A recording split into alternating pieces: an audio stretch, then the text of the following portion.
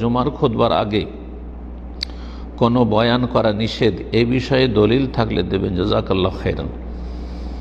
আপনাকে বলবো যে যেই সব বেদাতীরা জুমার খুতবার 2 খুতবার আগে বয়ান দিচ্ছেন, তাদেরকে বলেন যে জুমার খুতবার আগে যদি বয়ানের কোনো প্রমাণ থাকে তাহলে দেন।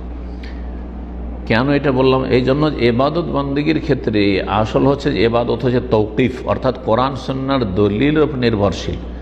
যেখানে আল্লাহ এবং তার রাসূল থেমে গেছেন সেখানে আপনাকে আমাকে থেমে যেতে হবে। তো কোরআন এবং হাদিস থেমে গেছে কোথায়? জুমার খুতবার বিধানের ক্ষেত্রে। জুমার খুতবা হচ্ছে 2টি, আর এই খুতবাতেই আপনার বয়ান হবে, বক্তব্য হবে, আলোচনা হবে আল্লাহর হামদোসানা এবং রাসূলুল্লাহ সাল্লাল্লাহু আলাইহি ওয়াসাল্লামের প্রতি সালাত ও সালামের সাথে কোরআনের আয়াত এবং হাদিস সম্বলিত আলোচনা হবে, যার নাম খুতবা। আর এই খুতবা 2টি হবে। আর এই খুতবা মন্ত্রের মতো আরবিতে পাঠ করবেন।